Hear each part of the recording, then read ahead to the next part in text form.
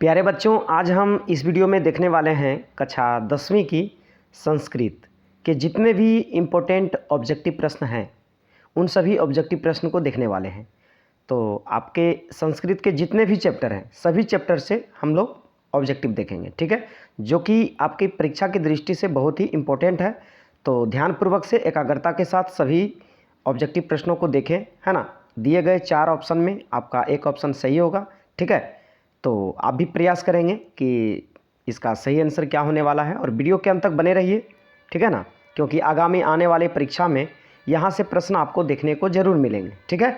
चलिए, तो सबसे पहले हम देखते हैं गद्यखंड, जैसा कि आपके सामने है ना, जिसका पहला चैप्टर है पाटलिपुत्र वैभवम, ठीक है ना। चलिए, तो एक बात मैं और बता दूं कि आपके एग्ज़ाम में जो संस्कृत से प्रश्न पूछे जाते हैं ऑब्जेक्टिव में, वो हिंदी के प्रश्न होते हैं, ठीक है ना। हिंदी में ही प्रश्न पूछे जाते हैं, तो इस बातों से आपको घबराना नहीं है ना, कि संस्कृत में प्रश्न पूछे जाएंगे, ठीक है ना, क्योंकि हिंदी में ही पूछे जाते हैं प्रश्न, है ना। चलिए, तो देखिए आपके सामने जो पहला प्रश्न है वो है कि पाटलिपुत्र वैभवम पाठ में किस नगर का वर्णन है, ठीक है ना। तो देखिए इसका करेक्ट आंसर होगा ऑप्शन डी, यानी कि पाटलिपुत्र। चलिए आते हैं अगले प्रश्नों पे। अगला प्रश्न आपके सामने है कि मेगास्थनीज पटना किसके समय में आया था, ठीक है ना। यहाँ पे थोड़ा सा मिसप्रिंट है, किसके समय में आया था। तो इसका करेक्ट आंसर होगा ऑप्शन सी, है ना, चंद्रगुप्त मौर्य के समय में। चलिए आते हैं अगले प्रश्नों पे। अगला प्रश्न आपके सामने है कि पाटल पुष्पों की, है ना, पुतलिका रचना के आधार पर पटना का कौन सा नाम है, ठीक है ना। तो इसका करेक्ट आंसर होगा ऑप्शन सी, पाटलिपुत्र। चलिए आते हैं अगले प्रश्नों पे। अगला प्रश्न आपके सामने है कि पाटलिपुत्र किस राज्य की राजधानी है, ठीक है। तो इसका करेक्ट आंसर होगा ऑप्शन ए, बिहार। चलिए अगला प्रश्न है कि पाटलिपुत्र किस नदी के किनारे स्थित है। तो इसका करेक्ट आंसर होगा ऑप्शन ए, गंगा। चलिए अगला प्रश्न है कि पाटलिपुत्र का बुद्ध काल में क्या नाम था। तो इसका करेक्ट आंसर होगा ऑप्शन सी, पाटलीग्राम। चलिए आते हैं अगले प्रश्नों पे। अगला प्रश्न आपके सामने है कि गांधी सेतु पुल कहाँ अवस्थित है। तो इसका करेक्ट आंसर होगा ऑप्शन डी, पाटलिपुत्र। अगला प्रश्न है कि पटना नगर की पालिका देवी कौन है ना। तो इसका करेक्ट आंसर होगा ऑप्शन सी, पटन देवी। चलिए अगला है कुट निम्तम काव्य के कवि कौन है, ठीक है ना। तो इसका करेक्ट आंसर होगा ऑप्शन बी, है ना, दामोदर गुप्ता। चलिए अगला प्रश्न देखते हैं। अगला प्रश्न आपके सामने है कि राजशेखर की रचना कौन सी है। तो इसका करेक्ट आंसर होगा ऑप्शन ए, है ना, काव्य मीमांसा। चलिए अगला प्रश्न है कि पाटलिपुत्र में किस महापुरुष की जन्म स्थलीय है, ठीक है ना। तो इसका करेक्ट आंसर होगा ऑप्शन सी, गुरु गोविंद सिंह।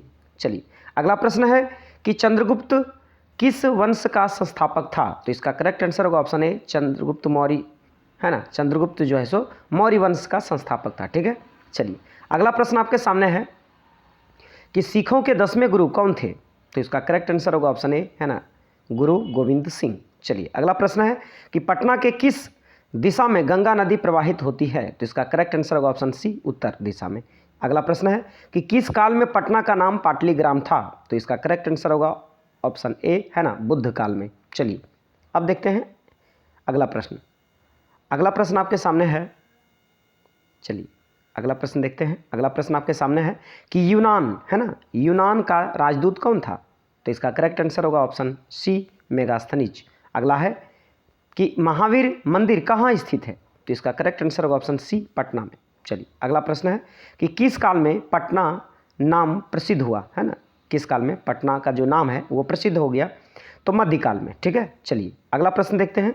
अगला प्रश्न आपके सामने है, चलिए अगला प्रश्न है कि पटना शब्द, है ना, पटना शब्द किस शब्द से उत्पत्ति हुई है। इसका करेक्ट आंसर होगा ऑप्शन सी, पतन। चलिए अगला प्रश्न है कि गोलघर कहाँ अवस्थित है। तो इसका करेक्ट आंसर होगा पटना में। चलिए अगला प्रश्न है कि पटना का इतिहास कितना पुराना है। इसका करेक्ट आंसर होगा ऑप्शन ए, है ना, 2500 वर्ष पुराना। चलिए अगला प्रश्न देखते हैं। अगला प्रश्न आपके सामने है कि एशिया महादेश, है ना, एशिया महादेश का सबसे बड़ा सेतु कौन है। तो इसका करेक्ट आंसर होगा ऑप्शन सी, गांधी सेतु, ठीक है। चलिए अगला प्रश्न देखते हैं कि कमुदी, है ना, महोत्सव कहाँ मनाया जाता है? तो इसका करेक्ट आंसर होगा ऑप्शन सी, पाटलिपुत्र में। अगला प्रश्न है कि पटना के कैमोदी महोत्सव कब मनाया जाता है? तो इसका करेक्ट आंसर होगा ऑप्शन ए, है ना, गुप्त वंश काल में। चलिए अगला प्रश्न देखते हैं। अगला प्रश्न आपके सामने है। चलिए अगला प्रश्न है कि कैमोदी महोत्सव किस ऋतु में मनाया जाता है? तो इसका करेक्ट आंसर होगा ऑप्शन डी, शरद ऋतु में। अगला प्रश्न है कि पाटलिपुत्र पटना के नाम से कब से प्रसिद्ध हुआ? ठीक है, तो इसका करेक्ट आंसर होगा ऑप्शन सी, मध्यकाल में। ठीक है ना। चलिए अगला प्रश्न देखते हैं। अगला प्रश्न आपके सामने है कि चलिए अगला प्रश्न है कि किसके शासनकाल में पाटलिपुत्र की शोभा तथा, है ना, रक्षा व्यवस्था अति उत्कृष्ट थी? तो इसका करेक्ट आंसर होगा ऑप्शन बी, चंद्रगुप्त मौर्य। अगला प्रश्न है पाटलिपुत्र का नामांतर क्या है? तो इसका करेक्ट आंसर होगा ऑप्शन डी, है ना, कुसुमपुर। चलिए आते हैं अगला प्रश्न पे। सॉरी, अब देखिए आपके सामने अगला चैप्टर है ना, चैप्टर नंबर 2।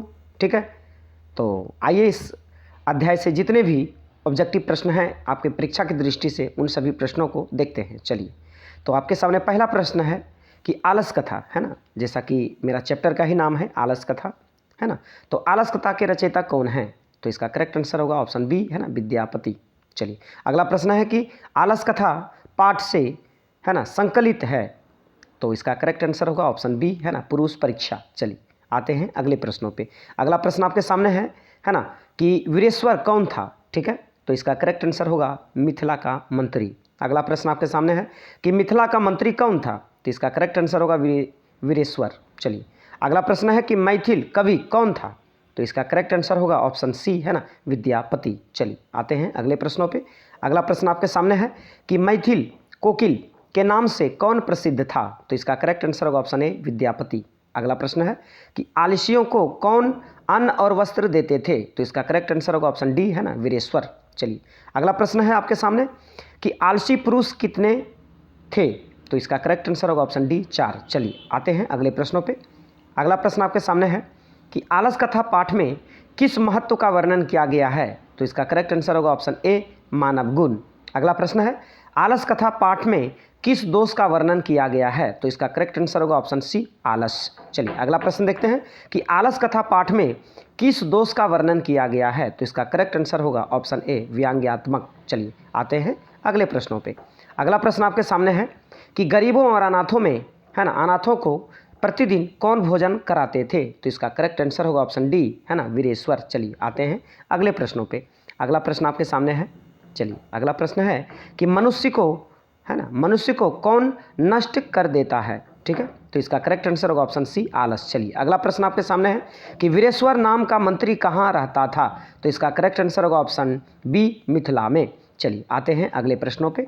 अगला प्रश्न आपके सामने है कि कारुणिक के बिना किसकी गति नहीं है? तो इसका करेक्ट आंसर होगा ऑप्शन डी, है ना, आलस्यों की। चलिए अगला प्रश्न देखते हैं। अगला प्रश्न आपके सामने है कि आलसशाला में आग क्यों लगाई गई? तो इसका करेक्ट आंसर होगा ऑप्शन बी, है ना, आलस्यों की परीक्षा करने के लिए। चलिए अगला प्रश्न आपके सामने है।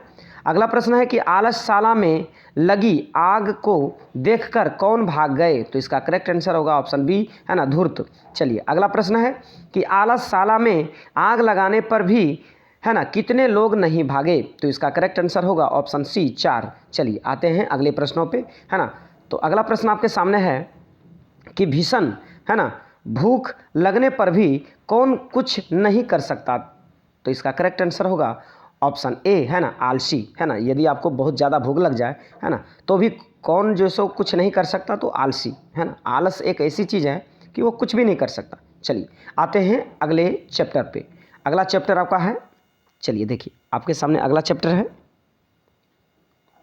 चलिए देखते हैं अगला चैप्टर के जितने भी इंपॉर्टेंट ऑब्जेक्टिव प्रश्न है ना, जिसका नाम है संस्कृत साहित्य लेखिका। ठीक है, तो इस अध्याय से जितने भी इंपॉर्टेंट परीक्षा की दृष्टि से ऑब्जेक्टिव बनते हैं, उन सभी प्रश्नों को हम देखने वाले हैं।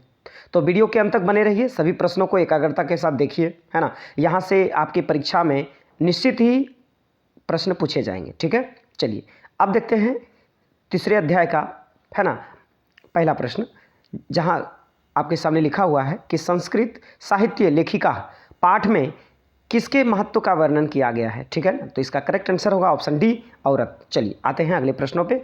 अगला प्रश्न आपके सामने है कि पुरुषों और नारियों के सहयोग से, है ना, पुरुषों और नारियों के सहयोग से किसकी गाड़ी चलती है। तो इसका करेक्ट आंसर होगा ऑप्शन डी, है ना, समाज की। चलिए आते हैं अगले प्रश्नों पे। अगला प्रश्न आपके सामने है कि आधुनिक काल की संस्कृत, है ना, कवियत्री कौन है।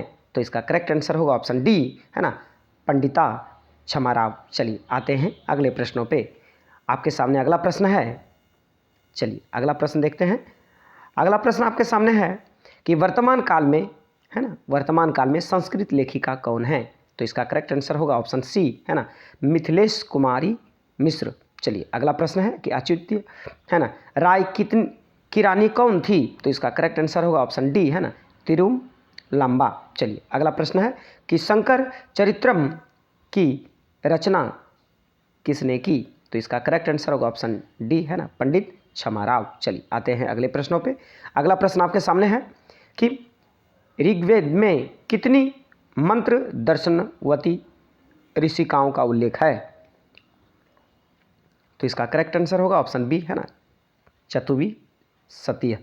चलिए अगला प्रश्न देखते हैं कि अथर्ववेद में कितनी महिलाओं का वर्णन है। तो इसका करेक्ट आंसर होगा ऑप्शन डी, 8।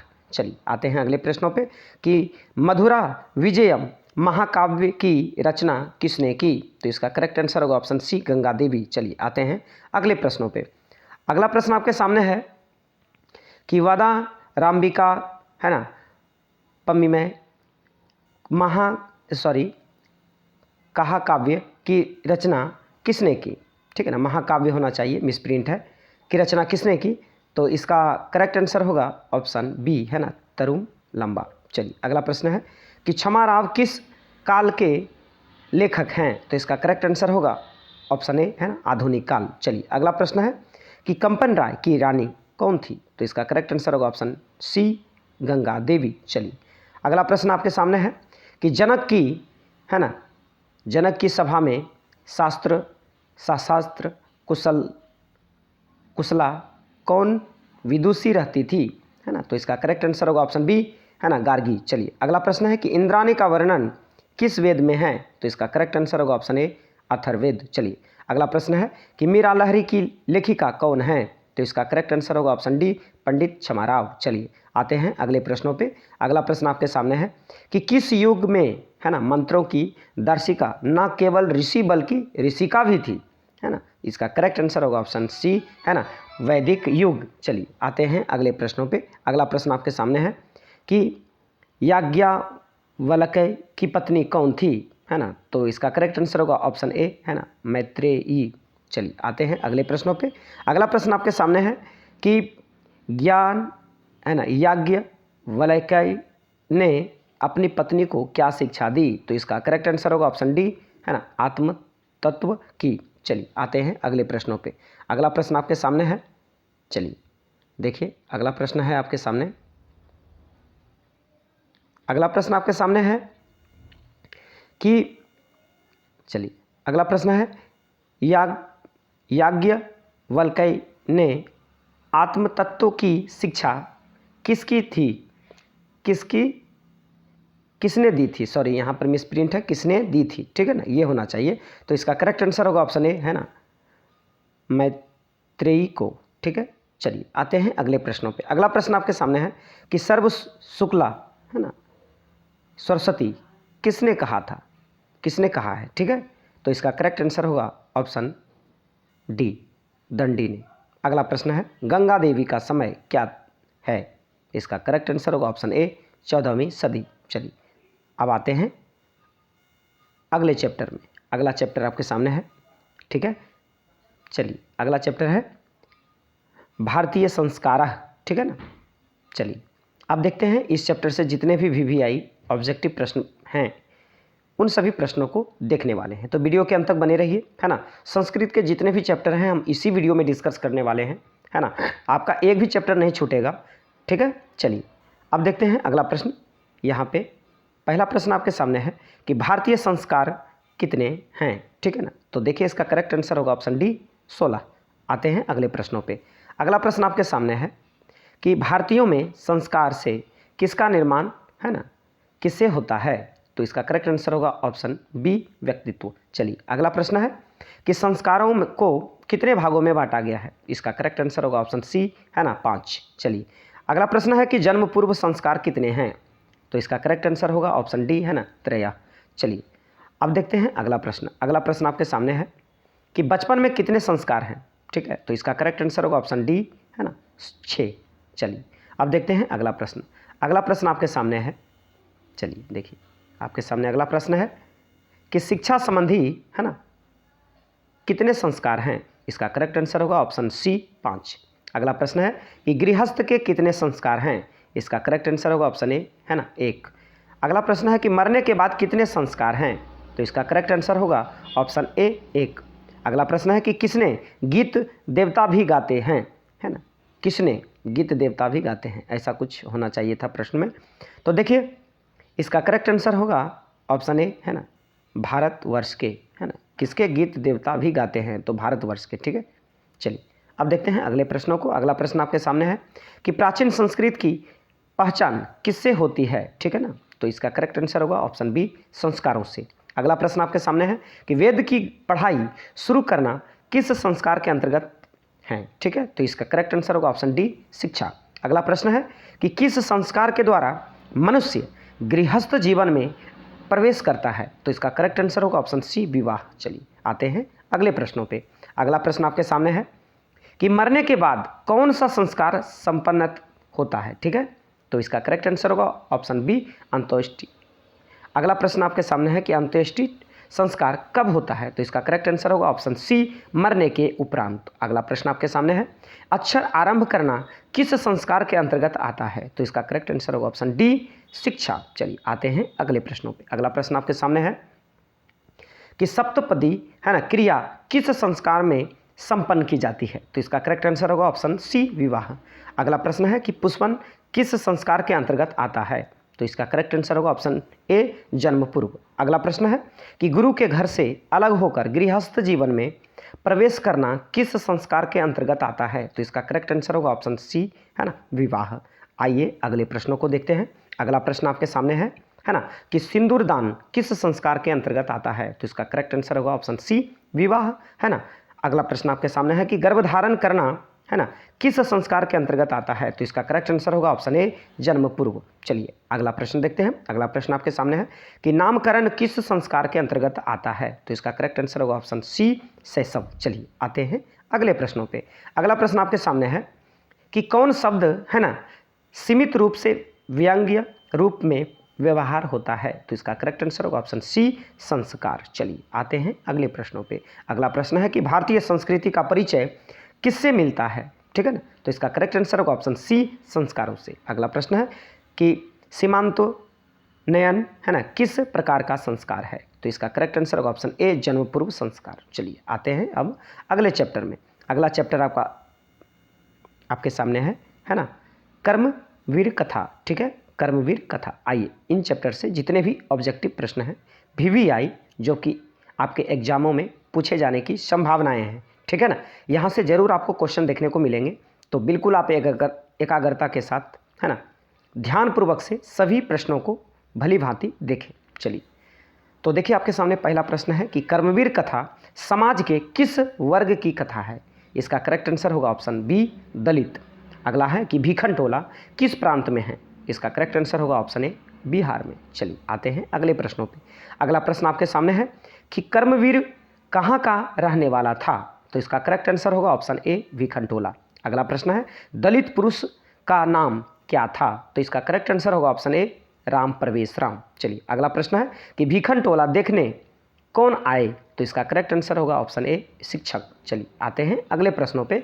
अगला प्रश्न आपके सामने है कि स्नातक परीक्षा में, है ना, राम प्रवेश ने विद्यालय में कौन सा स्थान प्राप्त किया? तो इसका करेक्ट आंसर होगा ऑप्शन सी, प्रथम।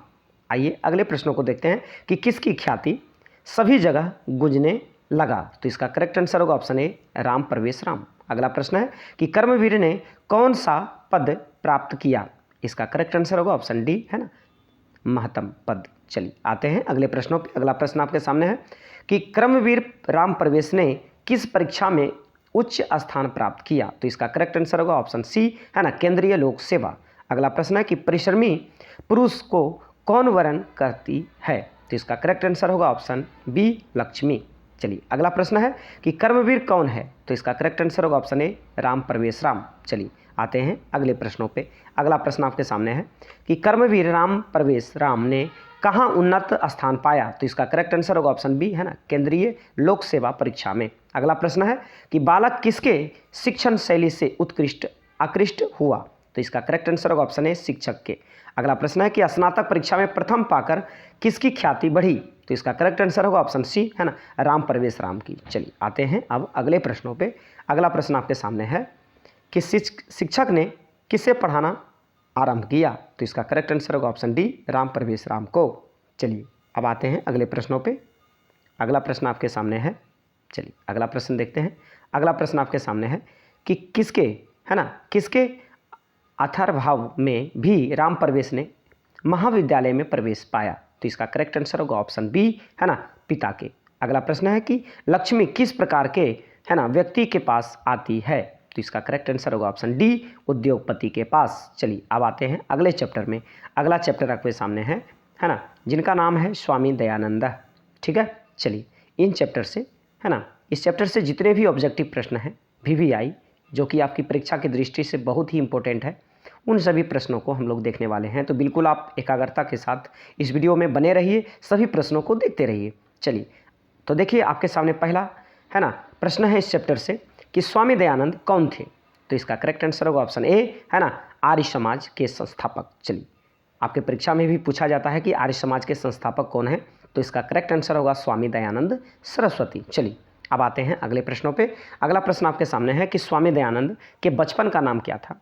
तो इसका करेक्ट आंसर होगा ऑप्शन सी, मूल शंकर। चलिए अब आते हैं अगले प्रश्नों पे।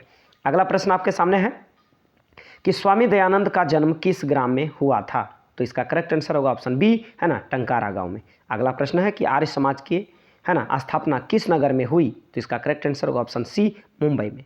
अगला प्रश्न है कि समाज सुधारक कौन थे? तो इसका करेक्ट आंसर होगा ऑप्शन ए, है ना, स्वामी दयानंद सरस्वती। चलिए अब आते हैं अगले प्रश्नों पे। अगला प्रश्न आपके सामने है कि स्वामी दयानंद का जन्म किस प्रांत में हुआ था? तो इसका करेक्ट आंसर होगा ऑप्शन ए, गुजरात प्रांत में। अगला प्रश्न है कि सत्यार्थ प्रकाश किसकी रचना है? ठीक है ना, सत्यार्थ प्रकाश जो लिखे थे वो किसने लिखे थे? इसका करेक्ट आंसर होगा ऑप्शन ए, स्वामी दयानंद।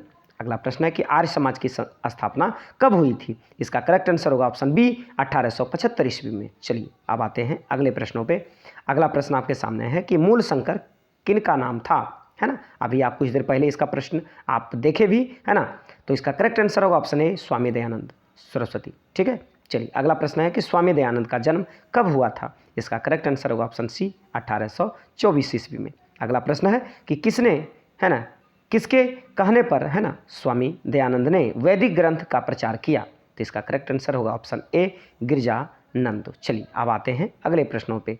ठीक है, अगला प्रश्न आपके सामने है कि निम्न में से कौन मूर्ति पूजा के विरोधी थे? तो इसका करेक्ट आंसर होगा ऑप्शन ए, स्वामी दयानंद सरस्वती। ये मूर्ति पूजा के विरोधी थे। अगला प्रश्न है कि स्वामी दयानंद के माता पिता किसके उपासक थे? ठीक है ना, तो ये शिव के उपासक थे। अगला प्रश्न है कि स्वामी दयानंद का निधन कब हुआ था? तो इसका करेक्ट आंसर होगा ऑप्शन डी, 1983 ईस्वी को। चलिए अब आते हैं अगले प्रश्नों पे। अगला प्रश्न आपके सामने है, चलिए देखिए अगला प्रश्न है कि स्वामी, है ना, दयानंद जो है वो घर छोड़कर स्वामी दयानंद कहाँ गए? तो इसका करेक्ट आंसर होगा ऑप्शन सी, मथुरा। चलिए अगला प्रश्न देखते हैं, आर्य समाज के संस्थापक कौन थे? इसका करेक्ट आंसर होगा ऑप्शन डी, स्वामी दयानंद सरस्वती। अगला प्रश्न है कि हिंदू समाज को छोड़कर किसने धर्मांतर अपनाया? तो इसका करेक्ट आंसर होगा ऑप्शन बी, है ना, दलित। चलिए अब आते हैं अगले चैप्टर में। अगला चैप्टर का नाम है, चलिए अगला चैप्टर है आपके सामने व्याघ्र पथिक कथा। ठीक है, तो इस चैप्टर से जितने भी इम्पोर्टेंट ऑब्जेक्टिव प्रश्न हैं, आइए अब उन सभी प्रश्नों को देखते हैं। ठीक है, तो वीडियो के अंत तक बने रहिए, एकाग्रता के साथ सभी प्रश्नों को देखते रहिए, क्योंकि यहाँ से आपके एग्जामों में, है ना, प्रश्न उठना, है ना, निश्चित है। ठीक है, तो वीडियो के अंत तक बने रहिए और यदि हमारे इस चैनल पर नए हैं तो चैनल को जरूर सब्सक्राइब कर लीजिए, है ना। आपको इसी तरह की वीडियो आपको लगातार मिलते रहेगा। चलिए अब आते हैं अगले प्रश्नों पे। अगला प्रश्न आपके सामने है ना, इस चैप्टर का पहला प्रश्न कि व्याघ्र पथिक कथा, है ना, पाठ के रचयिता कौन है। तो इसका करेक्ट आंसर होगा ऑप्शन बी, नारायण पंडित। चलिए अगला प्रश्न आपके सामने है कि व्याघ्र पथिक कथा किस ग्रंथ से लिया गया है। इसका करेक्ट आंसर होगा ऑप्शन बी, है ना, हितोपदेश। चलिए अगला प्रश्न देखते हैं। अगला प्रश्न आपके सामने है कि हितोपदेश का अर्थ है क्या है। इसका करेक्ट आंसर होगा ऑप्शन डी, हित का उपदेश। चलिए अगला प्रश्न है कि व्याघ्र पथिक कथा, है ना, हितोपदेश के किस खंड से लिया गया है। इसका करेक्ट आंसर होगा ऑप्शन ए, मित्र लाभ खंड। चलिए अगला प्रश्न देखते हैं कि कौन स्थान किए हुए, है ना, हाथ के कुश लिए तालाब के किनारे बोल रहा था। तो इसका करेक्ट आंसर होगा ऑप्शन ए, है ना, व्याघ्र। चलिए अब आते हैं अगले प्रश्नों पे। अगला प्रश्न आपके सामने है, चलिए अगला प्रश्न देखते हैं। अगला प्रश्न आपके सामने है कि व्याघ्र के हाथ में क्या था। इसका करेक्ट आंसर होगा ऑप्शन सी, है ना, स्वर्ण कंगन। चलिए आते हैं अगले प्रश्नों पे कि पथिक को किसने मारा। तो इसका करेक्ट आंसर होगा ऑप्शन ए, व्याघ्र। अगला प्रश्न है कि पथिक कहाँ फंस गया था, है ना। तो इसका करेक्ट आंसर होगा ऑप्शन सी, कीचड़ में। अगला प्रश्न देखते हैं। अगला प्रश्न आपके सामने है कि क्रिया किसके बिना, है ना, भार स्वरूप हो जाता है। इसका करेक्ट आंसर होगा ऑप्शन सी, ज्ञान। अगला प्रश्न है कि व्याघ्र पथिक कथा से क्या दुष्परिणाम प्रकट होता है। इसका करेक्ट आंसर होगा ऑप्शन बी, लोभ। आइए अगले प्रश्नों को देखते हैं कि कौन लोभ से प्रभावित हुआ। ठीक है, तो इसका करेक्ट आंसर होगा ऑप्शन ए, पथिक। अगला प्रश्न है कौन वंशहीन था। तो इसका करेक्ट आंसर होगा ऑप्शन ए, व्याघ्र। अगला प्रश्न आपके सामने है, चलिए अगला प्रश्न देखते हैं कि दानशील कौन था। तो इसका करेक्ट आंसर होगा ऑप्शन ए, है ना, व्याघ्र। अगला प्रश्न है कि किस जीव पर विश्वास नहीं करना चाहिए। इसका करेक्ट आंसर होगा ऑप्शन ए, हिंसक। चलिए आते हैं अगले प्रश्नों पे कि लोभ मनुष्य को कहाँ ले जाता है। इसका करेक्ट आंसर होगा ऑप्शन बी, विनाश की ओर। चलिए अब आते हैं अगले प्रश्नों पे। अगला प्रश्न आपके सामने है कि दुराचारी कौन था। तो इसका करेक्ट आंसर होगा ऑप्शन डी, व्याघ्र। अगला प्रश्न है कि वृद्ध व्याघ्र क्या देना चाहता था। इसका करेक्ट आंसर होगा ऑप्शन बी, है ना, स्वर्ण कंगन। चलिए अगला प्रश्न देखते हैं कि पथिक किसके द्वारा मारा और खाया गया। तो इसका करेक्ट आंसर होगा ऑप्शन ए, बूढ़े बाघ द्वारा। चलिए अब आते हैं अगले चैप्टर में। अगला चैप्टर आपके सामने है विश्व शांति है। ठीक है, चलिए तो इस चैप्टर से जितने भी ऑब्जेक्टिव प्रश्न हैं आपकी परीक्षा की दृष्टि से, है ना, उन सभी प्रश्नों को हम लोग देखने वाले हैं। तो देखिए पहला प्रश्न आपके सामने है कि विश्व शांति पाठ के किस वातावरण का चित्रण किया गया है। तो देखिए इसका करेक्ट आंसर होगा ऑप्शन ए, अशांति। चलिए अगला प्रश्न है कि दुख का विषय क्या है। तो इसका करेक्ट आंसर होगा ऑप्शन सी, सार्वभौमिक अशांति। चलिए अब आते हैं अगले प्रश्नों पे। अगला प्रश्न आपके सामने है कि अशांति मानवता का क्या कर रही है। ठीक है, तो इसका करेक्ट आंसर होगा ऑप्शन बी, विनाश। आइए अगले प्रश्नों को देखते हैं कि मानवता के विनाश का भय किससे है। इसका करेक्ट आंसर होगा ऑप्शन बी, अस्त्र। चलिए अगला प्रश्न देखते हैं कि अनेक राज्यों में, है ना, परस्पर क्या चल रहे हैं। इसका करेक्ट आंसर होगा ऑप्शन डी, शीत युद्ध। चलिए अब देखते हैं अगले प्रश्नों को। अगला प्रश्न आपके सामने है कि अशांति के कारण, है ना, कितने हैं। अशांति के कारण कितने हैं। तो इसका करेक्ट आंसर होगा ऑप्शन बी, है ना, 2। अगला प्रश्न है कि किसके बिना ज्ञान भार स्वरूप है। इसका करेक्ट आंसर होगा ऑप्शन सी, व्यवहार। चलिए अगला प्रश्न है कि विश्व शांति का कौन काल का, है ना, कौन काल माना जा सकता है। इसका करेक्ट आंसर होगा ऑप्शन ए, सूर्योदय। चलिए अगला प्रश्न देखते हैं कि देशों के बीच झगड़ों को शांत करने के लिए कौन संस्था है। इसका करेक्ट आंसर होगा ऑप्शन बी, है ना, संयुक्त राष्ट्र संघ, है ना, जिसको हम लोग यूएनओ कहते हैं। ठीक है, चलिए अब आते हैं अगले प्रश्नों पे। अगला प्रश्न आपके सामने है कि वैर को कौन बढ़ाता है। तो इसका करेक्ट आंसर होगा ऑप्शन सी, स्वार्थ। अगला प्रश्न आपके सामने है कि भारतीय दर्शन का मूल तत्व किससे माना जाता है। इसका करेक्ट आंसर होगा ऑप्शन ए, शांति। अगला प्रश्न है क्रिया के बिना क्या भार है। तो इसका करेक्ट आंसर होगा ऑप्शन डी, ज्ञान। चलिए अब आते हैं अगले प्रश्नों पे। अगला प्रश्न आपके सामने है कि अशांति सागर के तटों के बीच कौन स्थित है। इसका करेक्ट आंसर होगा ऑप्शन डी, है ना, संसार। चलिए अगला प्रश्न है कि अहिंसानुता कौन, है ना, पैदा करता है। तो इसका करेक्ट आंसर होगा ऑप्शन सी, द्वेष। अगला प्रश्न है कि क्या बलपूर्वक निवारणीय है। तो इसका करेक्ट आंसर होगा ऑप्शन डी, स्वर्ण, है ना, स्वार्थो देश। ठीक है, अब आते हैं अगले प्रश्नों पे। अगला प्रश्न आपके सामने है कि उदार चरित्र वाले क्या मानते हैं? तो इसका करेक्ट आंसर होगा ऑप्शन सी, है ना, वसुधैव कुटुंबकम। चलिए अब देखते हैं पदखंड, है ना, ये चलिए पदखंड से पहला जो चैप्टर है वो है मंगलम। ठीक है, चलिए अब हम इस चैप्टर से जितने भी वीवीआई ऑब्जेक्टिव प्रश्न हैं उन सभी प्रश्नों को देखने वाले हैं। तो देखिए पहला प्रश्न आपके सामने है कि मंगलम कहाँ से संकलित है? ठीक है, तो इसका करेक्ट आंसर होगा ऑप्शन सी, उपनिषद से। चलिए अब आते हैं अगले प्रश्नों पे। अगला प्रश्न आपके सामने है कि मंगलम पाठ में कितने मंत्र हैं? तो इसका करेक्ट आंसर होगा ऑप्शन बी, पंचम। चलिए यानी कि 5। चलिए अब आते हैं अगले प्रश्नों पे।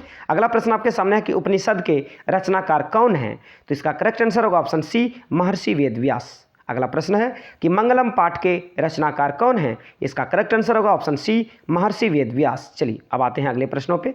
अगला प्रश्न आपके सामने है कि अणु से छोटा कौन है? इसका करेक्ट आंसर होगा ऑप्शन बी, आत्मा। चलिए अब आते हैं अगले प्रश्नों पे। अगला प्रश्न आपके सामने है कि किसकी जय होती है? तो इसका करेक्ट आंसर होगा ऑप्शन ए, सत्य। सत्य की क्या होती है? जय होती है। चलिए अब आते हैं अगले प्रश्नों पे।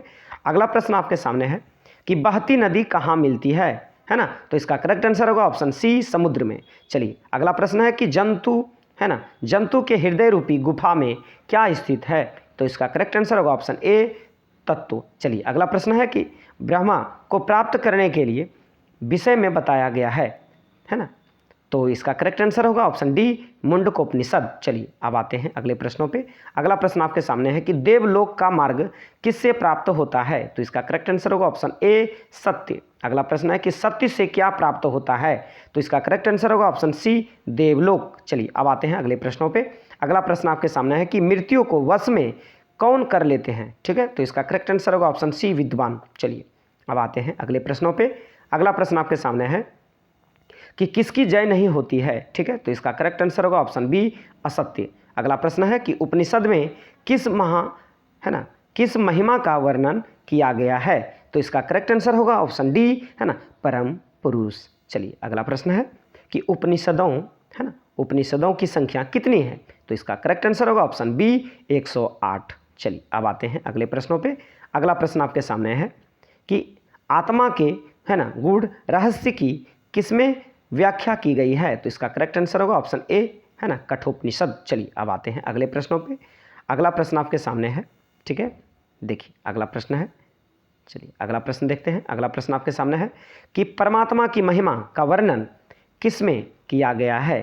तो इसका करेक्ट आंसर होगा ऑप्शन बी, है ना, ईर्ष्यावास्योपनिषद। चलिए अगला प्रश्न है कि ज्ञानी लोक और अज्ञानी लोक में अंतर किस में बताया गया है? तो इसका करेक्ट आंसर होगा ऑप्शन सी, श्वेता, है ना, श्वेता स्वतर। ठीक है ना, श्वेता स्वतर। ठीक है, चलिए अगला प्रश्न देखते हैं। अगला प्रश्न आपके सामने है कि सत्य, है ना, सत्य का मुंह किस पात्र से ढका हुआ है?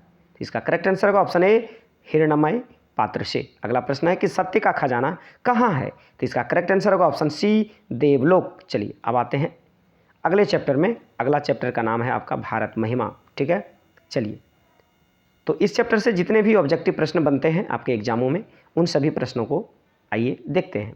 ठीक है, भारत महिमा। चलिए तो इस चैप्टर का पहला प्रश्न आपके सामने है कि भारत महिमा की शोभा से कौन प्रसन्न होते हैं? ठीक है, तो इसका करेक्ट आंसर होगा ऑप्शन ए, ईश्वर। अगला प्रश्न है कि पुराण के रचनाकार कौन हैं? तो इसका करेक्ट आंसर होगा ऑप्शन सी, है ना, महर्षि वेदव्यास। चलिए अब आते हैं अगले प्रश्नों पे। अगला प्रश्न आपके सामने है कि किसकी महिमा का, है ना, सर्वत्र गाई जाती है? ठीक है ना, तो इसका करेक्ट आंसर होगा ऑप्शन बी, भारत। चलिए अगला प्रश्न है कि किस देश का गुणगान देवता लोग करते हैं? ठीक है, तो इसका करेक्ट आंसर होगा ऑप्शन ए, भारत। चलिए अगला प्रश्न देखते हैं। अगला प्रश्न आपके सामने है कि भारत महिमा पाठ का प्रथम पद या श्लोक कहाँ से संकलित है ना, यानी कि कहाँ से लिया गया है? तो इसका करेक्ट आंसर होगा ऑप्शन ए, विष्णु पुराण से। चलिए अगला प्रश्न है कि भारत महिमा पाठ का द्वितीय श्लोक किस पुराण से संकलित है? ठीक है, तो इसका करेक्ट आंसर होगा ऑप्शन बी, भगवत पुराण से। अगला प्रश्न है कि किस देश में देवता लोग बार बार जन्म लेते हैं? इसका करेक्ट आंसर है ऑप्शन बी, भारत। चलिए अगला प्रश्न देखते हैं। अगला प्रश्न आपके सामने है कि कौन गीत गाते हैं, ठीक है ना। तो इसका करेक्ट आंसर होगा ऑप्शन ए, है ना, देवता। अगला प्रश्न है कि भारत की शोभा की कौन प्रशंसा करते हैं, तो इसका करेक्ट आंसर होगा ऑप्शन ए, देवता। अगला प्रश्न है कि भारत की महिमा कहाँ गाई जाती है, ठीक है, तो इसका करेक्ट आंसर होगा ऑप्शन डी, सभी जगह। चलिए अगला प्रश्न है आपके सामने कि भारत भूमि किससे सेवित है, तो इसका करेक्ट आंसर होगा ऑप्शन डी, उपयुक्त सभी। अगला प्रश्न है कि जगत का गौरव कौन है ना, तो इसका करेक्ट आंसर होगा ऑप्शन बी, भारत। अगला प्रश्न है कि भारत महिमा का आधुनिक पद, है ना, किसने रचा, तो इसका करेक्ट आंसर होगा ऑप्शन सी, अध्यक्ष ने। चलिए अब आते हैं अगले प्रश्नों पे। अगला प्रश्न आपके सामने है, चलिए देखते हैं अगला प्रश्न। अगला प्रश्न आपके सामने है कि हमारी भारतीयता धारा कैसी है, तो इसका करेक्ट आंसर होगा ऑप्शन डी, है ना, विशाला। चलिए अगला प्रश्न है कि जगत का गौरव कैसा है, तो इसका करेक्ट आंसर होगा ऑप्शन सी, शोभनीय। अगला प्रश्न है कि जाति धर्म के भेद से, है ना, युक्त लोग भारत में क्या वहन करते हुए रहते हैं, तो इसका करेक्ट आंसर होगा ऑप्शन बी, एकता। आइए अब अगले प्रश्नों को देखते हैं। अगला प्रश्न आपके सामने है, चलिए अगला प्रश्न है कि जाति धर्म के भेद, है ना,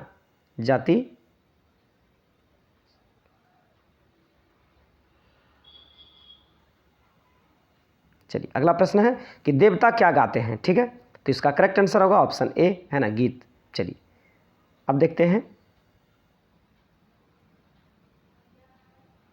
चलिए अब देखते हैं अगला चैप्टर। अगला चैप्टर आपके सामने है, चलिए देखिए, चलिए अगला चैप्टर आपके सामने है कि नीति श्लोका, ठीक है ना।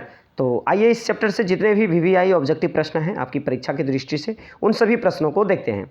तो वीडियो के अंत तक बने रहिए और हमारे चैनल पर नए हैं तो चैनल को जरूर सब्सक्राइब कर लीजिए, ठीक है। चलिए देखिए, तो आपके सामने पहला प्रश्न है कि धर्म की रक्षा किससे होती है, ठीक है, तो इसका करेक्ट आंसर होगा ऑप्शन ए, सत्य से। अगला प्रश्न है कि नीति श्लोका पाठ किस ग्रंथ से संकलित है, तो इसका करेक्ट आंसर है ऑप्शन ए, है ना, विदुर नीति से। चलिए आइए अब देखते हैं अगला प्रश्न। अगला प्रश्न आपके सामने है कि विदुर नीति किस ग्रंथ का अंश विशेष है, ठीक है, तो इसका करेक्ट आंसर होगा ऑप्शन बी, महाभारत का। अगला प्रश्न है कि नीति श्लोक के रचनाकार कौन है, तो इसका करेक्ट आंसर होगा ऑप्शन ए, महात्मा विदुर। चलिए अगला प्रश्न देखते हैं। अगला प्रश्न आपके सामने है कि विदुर नीति से संकलित पाठ का नाम क्या है, ठीक है, तो इसका करेक्ट आंसर होगा ऑप्शन ए, नीति श्लोक। चलिए अब आते हैं अगले प्रश्नों पे। अगला प्रश्न आपके सामने है कि किसके प्रश्न पर, है ना, किसके प्रश्न का उत्तर विदुर देते हैं, तो इसका करेक्ट आंसर होगा ऑप्शन डी, है ना, धृतराष्ट्र। अगला प्रश्न है कि नरक के कितने द्वार हैं, तो इसका करेक्ट आंसर होगा ऑप्शन सी, है ना, 3। अगला प्रश्न है कि क्षमा किसकी हत्या करता है, तो इसका करेक्ट आंसर होगा ऑप्शन डी, क्रोध। अगला प्रश्न है कि कौन सर्वश्रेष्ठ धन है, तो इसका करेक्ट आंसर होगा ऑप्शन ए, धर्म। चलिए अब आते हैं अगले प्रश्नों पे। अगला प्रश्न आपके सामने है कि किससे सुख की प्राप्ति होती है, तो इसका करेक्ट आंसर होगा ऑप्शन बी, है ना, अहिंसा। चलिए अगला प्रश्न है कि कौन ऐसा धन है जिससे संतुष्टि मिलती है, तो इसका करेक्ट आंसर होगा ऑप्शन सी, विद्या। चलिए अगला प्रश्न है कि किससे विद्या की रक्षा होती है, तो इसका करेक्ट आंसर होगा ऑप्शन बी, अभ्यास। जब तक आप अभ्यास नहीं करेंगे तो विद्या की रक्षा कैसे हो सकती है। चलिए अगला प्रश्न है कि रूप की रक्षा किससे होती है, तो इसका करेक्ट आंसर होगा ऑप्शन सी, है ना, उपटन। चलिए अब आते हैं अगले प्रश्नों पे। अगला प्रश्न आपके सामने है कि खानदान की रक्षा किससे होती है, तो इसका करेक्ट आंसर होगा ऑप्शन डी, आचरण, है ना। आप यदि आपका आचरण सही है तो आपके खानदान की रक्षा हो सकती है ना। चलिए अगला प्रश्न है कि घर की लक्ष्मी कौन होती है, तो इसका करेक्ट आंसर होगा ऑप्शन बी, स्त्री, ठीक है।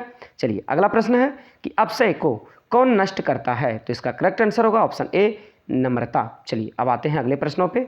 अगला प्रश्न आपके सामने है कि गरीबी कौन समाप्त करता है, तो इसका करेक्ट आंसर होगा ऑप्शन बी, उद्योग, ठीक है। चलिए अब आते हैं अगले प्रश्नों पे।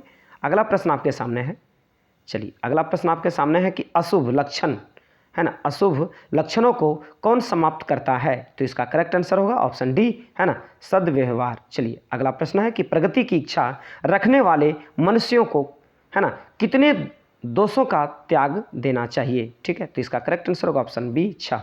अगला प्रश्न है कि काम, क्रोध और लोभ किसके द्वार हैं, इसका करेक्ट आंसर होगा ऑप्शन बी, नरक का द्वार है, ठीक है। चलिए अब आते हैं अगले चैप्टर में। अगला चैप्टर का नाम है मंदाकिनी वर्णनम, ठीक है। तो इस चैप्टर से जितने भी वीवीआई ऑब्जेक्टिव प्रश्न हैं, आइए उस प्रश्नों को देखते हैं। ठीक है, तो वीडियो के अंत तक बने रहिए और एकाग्रता के साथ सभी प्रश्नों को देखते चलिए। तो इस चैप्टर का पहला प्रश्न आपके सामने है कि मंदाकिनी वर्णम, है ना, पाठ के कवि कौन हैं? तो इसका करेक्ट आंसर होगा ऑप्शन सी, वाल्मीकि। चलिए अब आते हैं अगले प्रश्नों पे। अगला प्रश्न आपके सामने है ना, कि मंदाकिनी वर्णम पाठ रामायण के, है ना, किस कांड से संग्रहित है? तो इसका करेक्ट आंसर होगा ऑप्शन बी, अयोध्या कांड, है ना, अयोध्या कांड से। ठीक है, चलिए अब देखते हैं अगला प्रश्न कि रामायण पाठ के रचनाकार कौन है? तो इसका करेक्ट आंसर होगा ऑप्शन बी, वाल्मीकि, है ना। चलिए अब आते हैं अगले प्रश्नों पे। अगला प्रश्न आपके सामने है कि अयोध्या कांड किस ग्रंथ का भाग है? ठीक है, अयोध्या कांड किस ग्रंथ का भाग है? तो इसका करेक्ट आंसर होगा ऑप्शन ए, रामायण। अगला प्रश्न है कि रघुवंश काव्य, है ना, की रचना किसने की है? तो इसका करेक्ट आंसर होगा ऑप्शन डी, कालिदास। अगला प्रश्न है कि मंदाकिनी नदी किस पर्वत के निकट प्रवाहित होती है? तो इसका करेक्ट आंसर होगा ऑप्शन ए, चित्रकूट। चलिए अब आते हैं अगले प्रश्नों पे। अगला प्रश्न आपके सामने है कि सीता रामचंद्र की थी, क्या थी? तो इसका करेक्ट आंसर होगा ऑप्शन डी, पत्नी। अगला प्रश्न है कि मंदाकिनी नदी कहाँ है? तो इसका करेक्ट आंसर होगा ऑप्शन बी, है ना, चित्रकूट। अगला प्रश्न है कि मंदाकिनी, है ना, वर्णन पाठ में किस नदी का वर्णन है? तो इसका करेक्ट आंसर होगा ऑप्शन सी, मंदाकिनी। चलिए अगला प्रश्न देखते हैं। अगला प्रश्न आपके सामने है कि मंदाकिनी नदी में कौन स्नान करते हैं? तो इसका करेक्ट आंसर होगा ऑप्शन डी, ऋषि। अगला प्रश्न है कि मंदाकिनी, है ना, राज की क्या दिखाती है? तो इसका करेक्ट आंसर होगा ऑप्शन बी, नलिनी मीव। अगला प्रश्न है कि मंदाकिनी नदी किस पर्वत के निकट बहती है? तो इसका करेक्ट आंसर होगा ऑप्शन डी, चित्रकूट। चलिए अगला प्रश्न देखते हैं। अगला प्रश्न आपके सामने है कि नाचने के समान कौन दिखता है? तो इसका करेक्ट आंसर होगा ऑप्शन ए, पर्वत। अगला प्रश्न है हंस सारस से, है ना, सेवित विचित्र तटों वाली कौन है? तो इसका करेक्ट आंसर होगा ऑप्शन सी, मंदाकिनी। चलिए अब आते हैं हम लोग नाट्यखंड में, है ना। नाट्यखंड का पहला चैप्टर आपके सामने है जिसका नाम है कर्णस्य दानवीरता। ठीक है, तो चलिए इस चैप्टर के जितने भी वीवीआई ऑब्जेक्टिव प्रश्न हैं, इस चैप्टर से बनने वाले सभी वीवीआई ऑब्जेक्टिव प्रश्नों को देखते हैं। तो बिल्कुल आप एकाग्रता के साथ, है ना, आप ध्यानपूर्वक से सभी प्रश्नों को देखते चलिए, है ना। तो इस चैप्टर का पहला प्रश्न आपके सामने है कि कर्णस्य दानवीरता पाठ किस ग्रंथ से संकलित है? तो इसका करेक्ट आंसर होगा ऑप्शन ए, है ना, कर्णभार से। चलिए अब आते हैं अगले प्रश्नों पे। अगला प्रश्न आपके सामने है कि महाभारत में किस लेखिका का उल्लेख मिलता है? तो इसका करेक्ट आंसर होगा ऑप्शन सी, सुलाभा का। अगला प्रश्न है कि सूर्यपुत्र कौन था? तो इसका करेक्ट आंसर होगा ऑप्शन सी, कर्ण। आइए अगला प्रश्न देखते हैं कि कर्ण किसके पक्ष से युद्ध लड़ रहा था? तो इसका करेक्ट आंसर होगा ऑप्शन ए, कौरव। चलिए अब आते हैं अगले प्रश्नों पे। अगला प्रश्न आपके सामने है कि ब्रह्मांड, है ना, रूप में, है ना, कौन प्रवेश किया?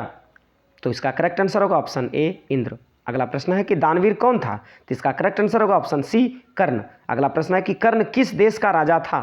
तो इसका करेक्ट आंसर होगा ऑप्शन ए, अंग। अगला प्रश्न देखते हैं। अगला प्रश्न आपके सामने है कि कर्ण किसका पुत्र था?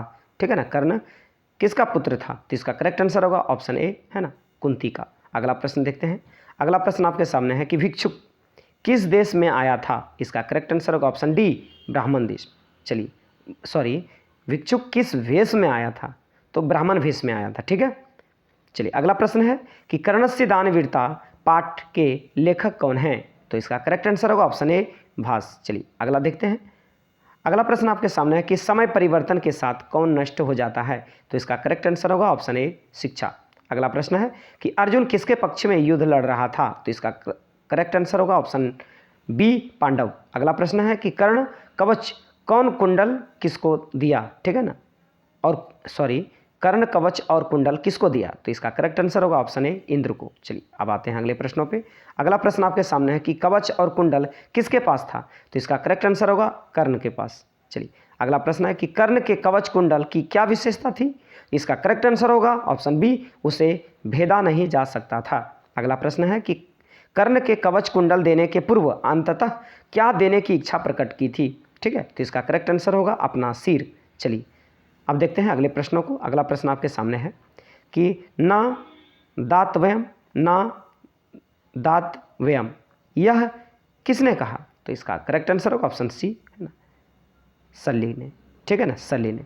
चलिए अब देखते हैं अगला चैप्टर। अगला चैप्टर आपके सामने है शास्त्रकारः। ठीक है, चलिए, तो इस चैप्टर से जितने भी VVI ऑब्जेक्टिव प्रश्न हैं, अब आइए उन प्रश्नों को देखते हैं। तो देखिए, ये अंतिम चैप्टर है ना, संस्कृत बुक के। चलिए, तो आपके सामने पहला प्रश्न है कि न्याय दर्शन के प्रवर्तक कौन हैं? इसका करेक्ट आंसर होगा ऑप्शन ए, है ना, कपिल। अगला प्रश्न है कि आर्यभट्टियम किसकी रचना है? तो इसका करेक्ट आंसर होगा ऑप्शन डी, आर्यभट्ट की। चलिए, अगला प्रश्न है आपके सामने कि भारत वर्ष में किसकी है ना, महती परंपरा सुनी जाती है? ठीक है, तो इसका करेक्ट आंसर होगा ऑप्शन सी, शास्त्र की। अगला प्रश्न है कि वर्ग में कौन प्रवेश करता है? इसका करेक्ट आंसर होगा ऑप्शन ए, शिक्षक। अगला प्रश्न है कि किसके 6 अंग हैं? तो इसका करेक्ट आंसर होगा ऑप्शन डी, है ना, वेद के। चलिए, अब आते हैं अगले प्रश्नों पे। अगला प्रश्न आपके सामने है कि छात्र किसका अभिवादन करते हैं? तो इसका करेक्ट आंसर होगा ऑप्शन ए, शिक्षक का। अगला प्रश्न है कि संस्कार पाठ किस शैली में है? तो इसका करेक्ट आंसर होगा ऑप्शन सी, प्रश्नोत्तर शैली। अगला प्रश्न है कि किसका व्याकरण प्रसिद्ध है? तो इसका करेक्ट आंसर होगा ऑप्शन बी, पाणिनि की। ठीक है, चलिए अगला प्रश्न देखते हैं। अगला प्रश्न आपके सामने है कि ज्ञान का शासक कौन होता है? ठीक है, ज्ञान का शासक कौन होता है? तो ऑप्शन ए होगा इसका करेक्ट आंसर, शास्त्र। अगला प्रश्न है कि मनुष्य को कर्तव्य और अकर्तव्य का बोध कौन कराता है? तो इसका करेक्ट आंसर होगा ऑप्शन ए, शास्त्र। अगला प्रश्न है कि वेदांग कितने हैं? इसका करेक्ट आंसर होगा ऑप्शन बी, 6। अगला प्रश्न है कि उच्चारण क्रिया का कौन बोध कराता है? तो इसका करेक्ट आंसर होगा ऑप्शन ए, शिक्षा। आइए अगले प्रश्नों को देखते हैं। अगला प्रश्न आपके सामने है, ठीक है, निरुक्तमक की रचयिता कौन है ना, निरुक्त की रचयिता कौन है? तो इसका करेक्ट आंसर होगा ऑप्शन डी, यास्क। ठीक है, अगला प्रश्न है कि छंद के रचयिता कौन है? तो इसका करेक्ट आंसर होगा ऑप्शन सी, पिंगल। चलिए, अब आते हैं अगले प्रश्नों पर। अगला प्रश्न है कि ज्योतिष की रचयिता कौन है? तो इसका करेक्ट आंसर होगा ऑप्शन सी, है ना, लगधर। चलिए, अब आते हैं अगले प्रश्नों पे। अगला प्रश्न आपके सामने है, चलिए अगला प्रश्न आपके सामने है कि कर्मकांड के रचनाकार कौन है? तो इसका करेक्ट आंसर होगा ऑप्शन बी, गौतम। अगला प्रश्न है कि संख्या दर्शन के संस्थापक कौन है? तो इसका करेक्ट आंसर होगा ऑप्शन ए, कपिल। अगला प्रश्न है कि योग दर्शन के संस्थापक कौन है? तो इसका करेक्ट आंसर होगा ऑप्शन बी, पतंजलि। चलिए, अब देखते हैं अगला प्रश्न। अगला प्रश्न आपके सामने है कि वैशेषिक दर्शन के संस्थापक कौन है? तो इसका करेक्ट आंसर होगा ऑप्शन डी, कणाद। अगला प्रश्न है कि मीमांसा दर्शन के संस्थापक कौन है? तो इसका करेक्ट आंसर होगा ऑप्शन डी, है ना, जैमिनी। अगला प्रश्न है कि वेदांत दर्शन के संस्थापक कौन है? तो इसका करेक्ट आंसर होगा ऑप्शन डी, है ना, वदरायन। चलिए, अब देखते हैं अगला प्रश्न। अगला प्रश्न आपके सामने है कि कृषि विज्ञान को, है ना, कृषि विज्ञान को किसने लिखा? तो इसका करेक्ट आंसर होगा ऑप्शन बी, पराशर। अगला प्रश्न है कि बृहद संहिता के रचनाकार कौन है? तो इसका करेक्ट आंसर होगा ऑप्शन डी, वराह मिहिर। अगला प्रश्न है कि मनुष्यों को संसारिक विषयों की आसक्ति या विरक्ति का उपदेश देता है, उसे क्या कहते हैं? तो इसका करेक्ट आंसर होगा ऑप्शन ए, शास्त्र। चलिए, अब देखते हैं अगले प्रश्नों को। अगला प्रश्न आपके सामने है कि चरक संहिता क्या है? तो इसका करेक्ट आंसर होगा ऑप्शन ए, आयुर्वेद शास्त्र। तो प्यारे बच्चों, संस्कृत के जितने भी चैप्टर हैं, सभी चैप्टर से जो भी VVI प्रश्न था, हमने उन सभी VVI ऑब्जेक्टिव प्रश्नों को देखा। तो वीडियो को आप 1-2 बार और देख लें, है ना, जितने भी प्रश्न हैं उसको कंठस्थ कर जाएं, ठीक है ना, क्योंकि यहाँ से आपके एग्जामों में प्रश्न जरूर देखने को मिलेंगे। तो जितना ज़्यादा से ज़्यादा हो सके इस वीडियो को आप शेयर करें, जिससे कि उन विद्यार्थियों तक भी इसका फ़ायदा मिल सके। तो प्यारे बच्चों, ये वीडियो आपको कैसा लगा आप ज़रूर कमेंट कर बताएं, और जितना ज़्यादा से ज़्यादा हो सके इस वीडियो को शेयर करें। और वीडियो अच्छा लगा हो तो लाइक करना ना भूलें, और चैनल पर पहली बार आए हैं तो चैनल को सब्सक्राइब कर लें और बेल आइकन प्रेस कर दें, जिससे कि हमारे द्वारा अपलोड की गई वीडियो की नोटिफिकेशन आपको टाइम पे मिलता रहे। तो चलिए, हम फिर मिलते हैं नेक्स्ट वीडियो में। तब तक के लिए जय हिंद, जय भारत, वंदे मातरम।